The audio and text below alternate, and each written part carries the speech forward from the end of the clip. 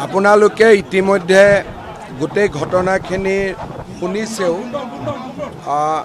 ছিংগাপুৰৰ ৰাষ্ট্ৰদূতে আমাক জনোৱা মতে ছিংগাপুৰ টাইম ঠিক 2টা বজাত জুবিনে 4জন তেওঁৰ টীম আৰু তাৰ 11জন অসমীয়া যুৱকক লগত লৈ ইয়াটছত গৈছিলে আৰু তাতে কিছু দূৰ যোৱাৰ পিছত তেখেতসকলে এক জায়গাত ৰখি সুইমিং কৰিছিলে।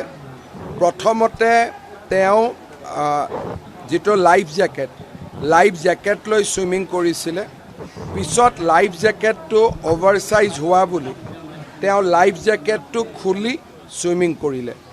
যেতিয়া লাইফ জ্যাকেটটো খুলি সুইমিং কৰিলে অলপ সময় পিছতে তেওঁৰ যেতিয়া শৰীৰটো অলপ অস্পষ্ট হৈ গৈছে, পানীৰ তলত সোমাই যোৱা ধৰণৰ হৈছে, তেতিয়া ইয়াটছৰ ক্ৰুজনে জপিয়াই আৰু জুবিনক লৈ আহে। প্ৰথমতে CPR দিয়ে। CPR দিয়াৰ পিছত ৰিভাইভ নোহোৱা দেখি ইয়াটছৰ পৰ্টলৈকে লৈ যায়। পৰ্টত কোষ্ট গাৰ্ড আৰু তাৰ যিবিলাক ডক্টৰ আছিলে তেওঁলোকে আকৌ CPR দিয়ে। তাতো ৰিভাইভ নোহোৱাত তেওঁক ছিংগাপুৰ জেনেৰেল হস্পিটালত লৈ যায়। ছিংগাপুৰ টাইম 5:20 ICUত ট্ৰিটমেণ্ট কৰাৰ পিছতো ৰিভাইভ নোহোৱাত ছিংগাপুৰ টাইম 5:20 জুবিন গাৰ্গক মৃত বুলি ঘোষণা কৰা হয়। সাধাৰণতে যিহেতু ই এটা দুৰ্ঘটনা, গতিকে ছিংগাপুৰৰ আইন অনুসৰি ইয়াতে পোষ্টমৰ্টেম বা অটোস্পাই কৰাৰ প্ৰয়োজনীয়তা আহি পৰিব। ইণ্ডিয়ান এম্বেচিয়ে ছিংগাপুৰ চৰকাৰৰ লগত যোগাযোগ অব্যাহত ৰাখিছে। পোষ্টমৰ্টেম নকৰাকৈও আনিব পাৰি নেকি তাৰ বিষয়ে কথা পাতিছে। আৰু যদি পোষ্টমৰ্টেম কৰিও আনিব পৰা যায় তেতিয়াহ'লে কালি গোটেই দিনটো লাগিব। কালি বিয়লি আমি আশা কৰিছোঁ যে তেওঁক আমি নতুন দিল্লী আৰু নতুন দিল্লীৰ পৰা নিশালৈকে আমি গুৱাহাটীলৈ লৈ আহিব পাৰিম। গুৱাহাটীত তেখেতক অহাৰ পিছত জুবিন গাৰ্গক যাতে সকলোৱে শ্ৰদ্ধাঞ্জলি দিব পাৰে, সকলো মানুহে যিহেতু খুব আগ্ৰহী, সৰু সজাইত তেখেতক আমি এটা দিন ৰাখিম আৰু তেখেতৰ অনুৰাগীসকলে তেখেতক শ্ৰদ্ধাঞ্জলি দিয়াৰ সুবিধা পাব। পৰিয়ালৰ লোকে সিদ্ধান্ত ল'ব যে আমাৰ এই স্থানত তেখেতক আনিব লাগিব বা নালাগিব। কিন্তু যদি তেখেত ইয়াত আহেও অকল দেউতাককে ইয়াত দেউতাক বা আমাৰ পৰিয়ালৰ সদস্যসকলে তেওঁক ইয়াতে শ্ৰদ্ধাঞ্জলি জনাব। বাকী ৰাজহুৱা শ্ৰদ্ধাঞ্জলিৰ গোটেই অনুষ্ঠানটো আমি সৰু সজাইত ৰাখিম। ইয়াতে তাৰ বহু ৰাইজে যোৰহাটলৈকেও নিয়াৰ দাবী কৰিছে আৰু বহু ৰাইজে বিচাৰিছে যে যোৰহাটত তেখেতক সমাধিস্থ কৰিব লাগে। এই বিষয়ে এতিয়া আমি একো কথা পতা নাই। তেখেত আহক, অহাৰ পিছত আমি সিদ্ধান্ত ল'ব পাৰিম। কিন্তু আমি চৰকাৰৰ পৰা এটা আমি ভাবিছোঁ যে সৎকাৰ এটা আৰু সমাধিস্থলী বনোৱাটো এটা, গতিকে দুইটা বিষয়ত আমি পৃথকে সিদ্ধান্ত ল'ম। সকলোৰে লগত আলোচনা কৰি এই বিষয়ে আমি সিদ্ধান্ত ল'ম। সময় আছে। এতিয়ালৈকে ছিংগাপুৰৰ এম্বেচেডৰে যিখিনি আমাক জনাইছে, অসম এছ'চিয়েশ্যনৰ অভিমন্যু তালুকদাৰ আৰু তেওঁৰ সহযোগীসকলৰ লগত জুবিন ইয়াটছত গৈছিলে। 11জন যি ব্যক্তি তেওঁৰ লগত আছিল তাৰ তালিকাও আমাৰ হাতত আছে। এই মুহূৰ্তলৈকে আমি পোৱা নামখিনি হ'ল অভিমন্যু তালুকদাৰ আৰু 11জন অসমীয়া আৰু জুবিন গাৰ্গৰ লগত 4জন সংগী।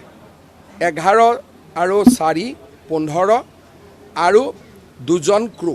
গতিকে এতিয়ালৈকে ইয়াটছৰ ঘটনাত জড়িত বা জুবিনৰ লগত থকা নাম এইকেইটাৰ ভিতৰত যিসকল নাম আছে তেওঁলোকক যদি ছিংগাপুৰ পুলিচে সোধা পোছা কৰে বা অসম আৰক্ষী বা ভাৰতৰ পৰা আমি কাৰোবাক পঠাব লাগে, সেই বিষয়ে কেন্দ্ৰীয় গৃহমন্ত্ৰীৰ লগত মই কথা পাতিম কিন্তু ইয়াতছত যিসকল আৰোহী আছিলে বা জুবিনৰ লগত শেষ সময়খিনি কটাইছিলে তেওঁলোকৰ তালিকাখন ইতিমধ্যে আমাৰ হাতত আহিছে তেওঁলোক ছিংগাপুৰৰ অসমীয়া তেওঁলোক ভাৰতীয় গতিকে যেহেতু ভাৰতীয় তেওঁলোকক সোধা পোছা কৰাত আমাৰ কোনো অসুবিধা নাই আমি তেওঁক ইয়াতে মাতি আনি তেওঁলোকক এজন এজনকৈ আমি সুধিব পাৰিম কিন্তু ইয়াৰ যিটো গোচৰটোতো ছিংগাপুৰত হ'ব আৰু ছিংগাপুৰৰ আৰক্ষীয়েও তাৰ আইন কানুন আছে ডেফিনেটলি সুধিব কিন্তু অসমৰ ৰাইজক গোটেই ঘটনাটো জনোৱাৰ কাৰণে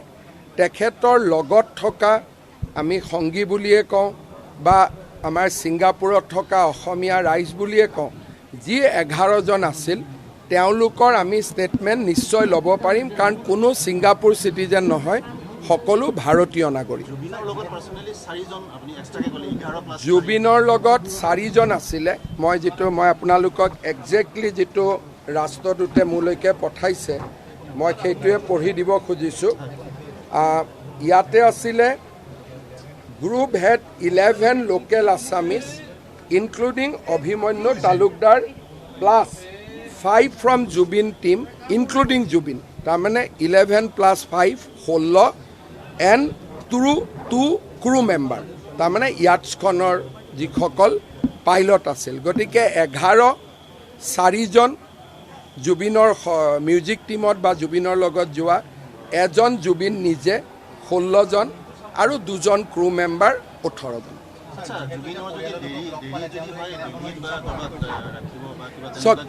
মই তেনেকুৱা কথাবোৰ স্পেকুলেট এইকাৰণে কৰিব খোজা নাই কাৰণ বহুবিলাক অনুৰাগী ইয়াতে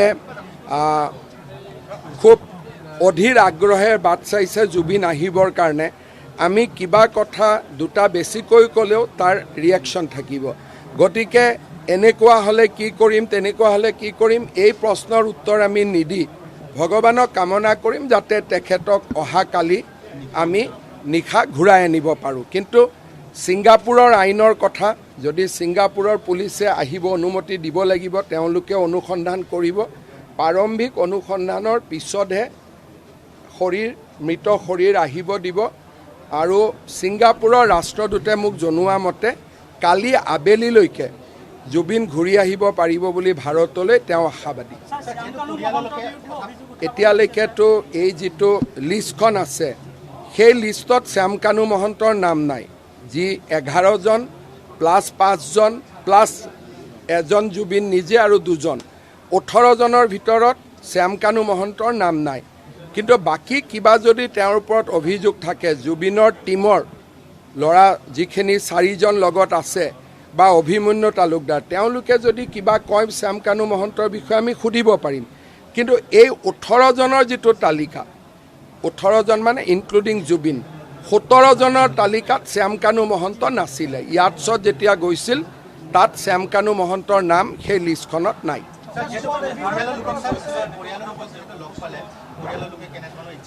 পৰিয়ালৰ লোকে কৈছে যে জুবিন ৰাইজৰ চৰকাৰে যি সিদ্ধান্ত লয় তেখেতসকলে চৰকাৰক সহযোগিতা কৰিব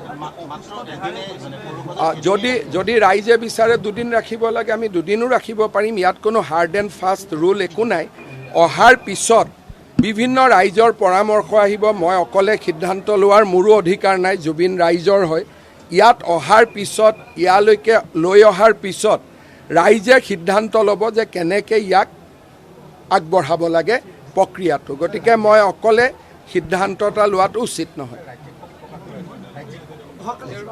অহাকালি আমি একো কৰিব খোজা নাই জুবিনৰ যেতিয়া নশ্বৰ দেশ আহিব তেতিয়া আমি এদিন ইয়াতে আমি বন্ধ দিম বা আমি হাফ হলিডে দিম সময় লৈ পেলাই যাতে জুবিনক ৰাইজে যিসকলে চাব খোজে চাব পাৰে অহাকালি যদি আমি কিবা এটা বন্ধ দিওঁ পিছদিনাখন আকৌ জুবিনক চাবৰ কাৰণে মানুহে দ্বিতীয় বন্ধ এটা নাপাব সেইকাৰণে আমি অহাকালিৰ পৰিৱৰ্তে জুবিন ঘূৰি অহাৰ পিছত আমি যেটো চৰকাৰীভাৱে শোক প্ৰকাশ কৰিব লাগে সেই কাৰ্যসূচী আমি আৰম্ভ কৰিম জুবিন অসমৰ মাটিত ভৰি দিয়াৰ পিছত এতিয়া জুবিন অসমৰ মাটিত ভৰি দিয়াৰ পিছত আমি বাকি সিদ্ধান্তখিনি ল'ব পাৰিম আগতীয়াকৈ মই কিবা কম কালি সেইমতে নহ'ব, ৰাইজে দুখ পাব। সেইকাৰণে আজি আমি খুব কম কথা ক'ম, যি ধৰণে আগবাঢ়িব আপোনালোকক মই লগ পায়ে থাকিম, জনাই থাকিব পাৰিম।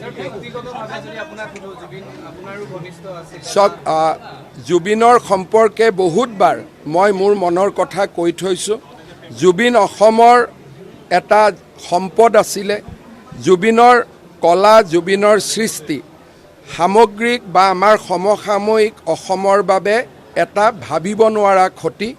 অসমবাসী ৰাইজে দুখ পাইছে, ময়ো দুখ পাইছোঁ। আমি সকলো শোকাস্তব্ধ। আপুনি যিমান দুখ পাইছে ময়ো সিমান পাইছোঁ, কাৰণ মই নাভাবোঁ যে অসমীয়া কোনোবাই বেছিকৈ দুখ পাইছে, কোনোবাই কমকৈ দুখ পাইছে। প্ৰতিজন অসমীয়া আজি দুখত আৰু শোকত ভাগি পৰিছে।